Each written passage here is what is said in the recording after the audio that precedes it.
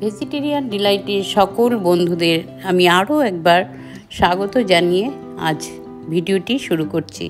তো চলুন আসুন একটা সুন্দর বিস্কিট রেসিপি আপনাদের সঙ্গে শেয়ার করছি, যা চা বা কফির সঙ্গে একদম পারফেক্ট।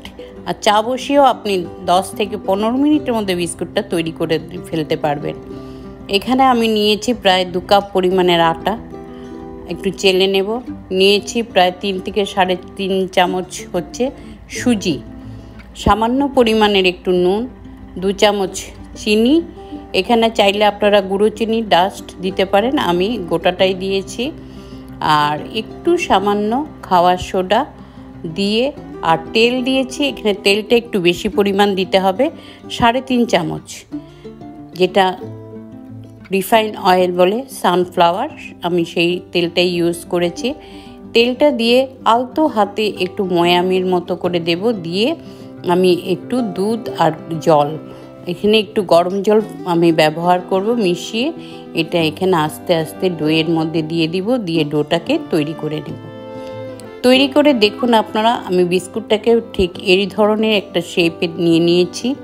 নিয়ে আমি এটাকে হাত দিয়ে সমান করে তারপর ছুরির সাহায্যে কেটে নেব, পিস পিস করে কেটে নেব। শেপটা আমি এই ধরনের দিয়েছি, আপনারা চাইলে আপনাদের নিজেদের পছন্দ অনুযায়ী যে কোনো রকমভাবেই দিতে পারেন। তো প্রথমে আমি বিস্কুটটা এরকম করে কেটে নেব, তারপর তুলে হাত দিয়ে একটু সুন্দর করে শেপ করে এটা এভাবে করে রেখে নেব।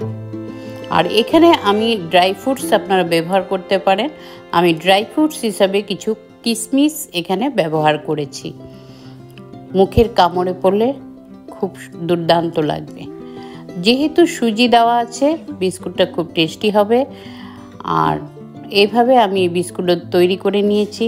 তেলটাকে লো টু মিডিয়ামে গরম করে এখন একটা একটা করে বিস্কিট এই তেলের মধ্যে দিয়ে দেব। প্রায় 2 থেকে 3 মিনিট আমি নাড়াচাড়া করব না। 3 মিনিট পর আমি একটা সাইড উল্টে দেব। দেখুন কি সুন্দর গোল্ডেন ব্রাউন করে এরকম বিস্কুটগুলো উল্টে দুপাশটা এপিঠ টপিট তারপর আমি নামিয়ে নেব। খুব বেশি সময় লাগে না, খুব বেশি ইনগ্রেডিয়েন্টসও দরকার নেই, চটজলদি হয়ে যায়, খেতেও ভীষণ স্বাদ। তো দেখুন, আশা করি আপনাদের এই বিস্কুটটা দেখে অবশ্যই ভালো লাগবে। তো বন্ধুরা, প্রথম থেকে শেষ পর্যন্ত আমার এই রেসিপির সঙ্গে আপনারা থাকার জন্য আপনাদের আরও একবার অসংখ্য ধন্যবাদ। অবশ্যই যদি ভালো লেগে থাকে লাইক, শেয়ার এবং কমেন্ট করবেন। পাশে থাকা বেল নোটিফিকেশনটা ক্লিক করে দিলে আমি যখন নতুন কিছু আপলোড করব সহজেই আপনার কাছে পৌঁছে যাবে।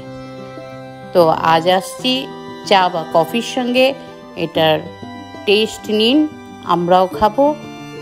ভালো থাকবেন, সুস্থ থাকেন। দেখা হচ্ছে পরবর্তী রেসিপির সঙ্গে।